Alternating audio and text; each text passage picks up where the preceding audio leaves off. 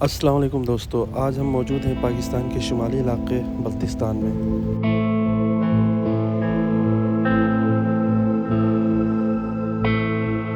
ایک ایسی سرزمین جہاں پہ قدرت کی خوبصورتی ہر قدم پر انسان کو حیران کر دیتی ہے۔ بلند و بالا پہاڑ، نیلا آسمان اور ٹھنڈی ہوائیں، واقعی یہ جگہ کسی جنت سے کم نہیں۔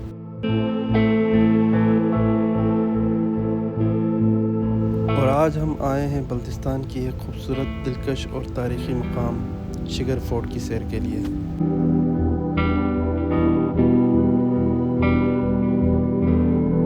شگر فورٹ کے لیے راستہ شگر کے مین بازار سے ہوتے ہوئے گزرتا ہے۔ یہاں پہ آپ مختلف قسم کے پرانے بازار بھی دیکھ سکتے ہیں۔ ہر قسم کی دکان آپ کو یہاں پہ ملے گی۔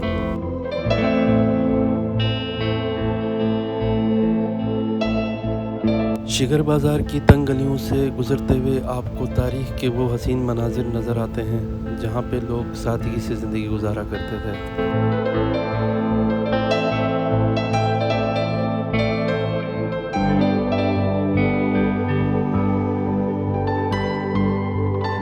شگر کے قدیمی بازار کو انجوائے کرنے کے بعد ہم بالآخر شگر فورٹ پہنچ چکے ہیں۔ اس فورٹ کو یہاں کی مقامی زبان میں فونگ خور کہا جاتا ہے اور یہ تقریباً 400 سال قدیم ہے۔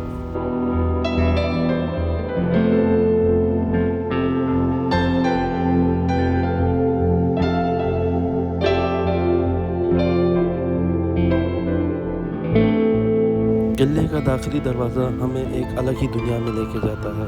ایسا لگتا ہے جیسے ہم زمانے میں پیچھے کی طرف چلے گئے ہوں۔ یہاں پر ہر دیوار، ہر کھڑکی اور ہر راہداری اپنی ایک الگ ہی کہانی سموئے ہوئے ہے۔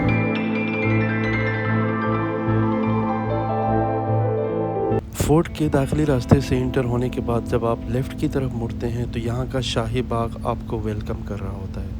یہ قلعہ کبھی شگر کے راجا کا مسکن ہوا کرتا تھا۔ یہاں بیٹھ کر فیصلے کیے جاتے تھے، مہمانوں کی میزبانی ہوتی تھی اور ایک مکمل شاہی زندگی گزاری جاتی تھی۔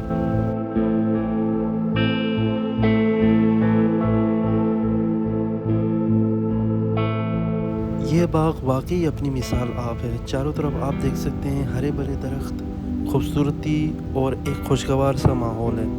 ایسا محسوس ہوتا ہے جیسے ہم کسی جنت کے باغ میں داخل ہیں۔ یہاں پہ آپ کو ہر قسم کے پھلوں کے درخت نظر آئیں گے جیسے کہ چیری، انگور اور سیب۔ موسم کے حساب سے یہ درخت رنگ بدلتے ہیں، کبھی بہار میں پھولوں سے لدے ہوئے تو کبھی گرمیوں میں رسیلے پھلوں سے بھرپور۔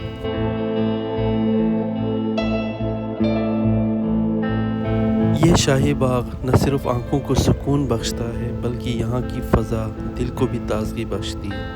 یہاں بیٹھ کر انسان واقعی قدرت کے قریب محسوس کرتا ہے۔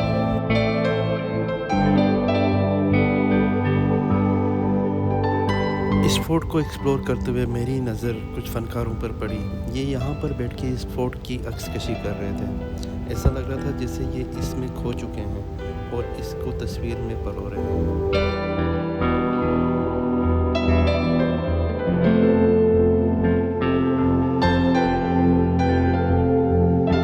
شاہی باغ میں زندگی کے کچھ حسین لمحے انجوائے کرنے کے بعد اب میرا دل کر رہا تھا کہ میں اس قلعے کو اندر سے بھی ایکسپلور کروں۔ چلیے ہم آپ کو اندر سے بھی قلعے کو دکھاتے ہیں۔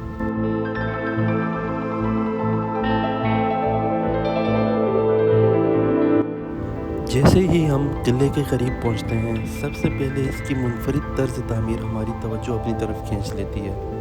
پتھر اور لکڑی کا حسین امتزاج اور ہر کونے میں چھپی ہوئی نفیس کاریگری، یہ سب کچھ ہمیں ماضی کی ایک جھلک دکھاتا ہے۔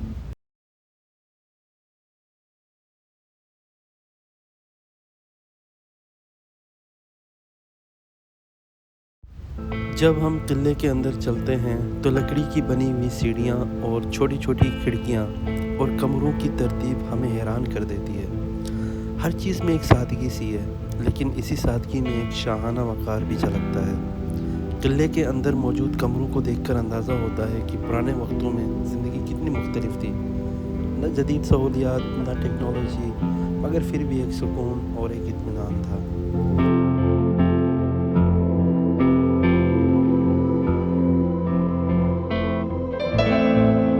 اس قلعے کو یہاں کے سامان سمیت یہاں کے مقامی لوگوں نے ایک تاریخی ورثہ میں تبدیل کر دیا ہے۔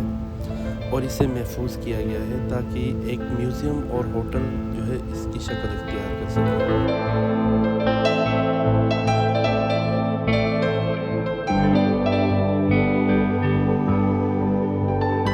400 سالہ قدیم اس خوبصورت منظر کو فیل کرنے کے لیے میں نے اس کھڑکی کا انتخاب کیا، اور یقین مانیے مجھے ایسا لگ رہا تھا جیسے میں اس قدیم دور میں موجود ہوں۔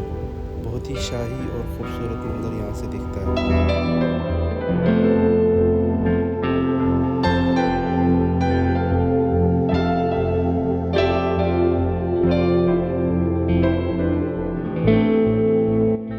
'قلعے کے بالائی حصے کو، جو کہ جہاں پہ ابھی میں موجود ہوں، اس کو دیوان خاص کہا جاتا تھا۔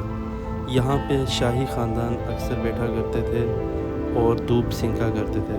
سردیوں کے لیے یہ جگہ مخصوص ہوا کرتی تھی۔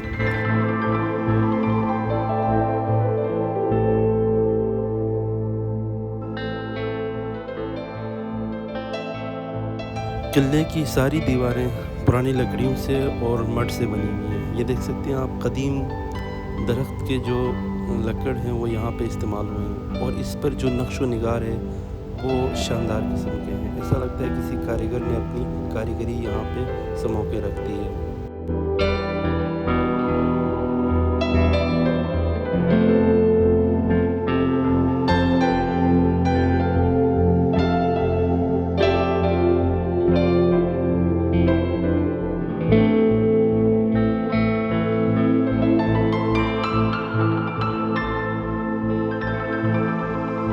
یہ تھا آج کا ویلاگ۔ میں ہوں محمد وقاص۔ مزید اس طرح کی خوبصورت ویڈیوز کو دیکھنے کے لیے میرے چینل کو لازمی فالو کیجیے گا۔ خدا حافظ۔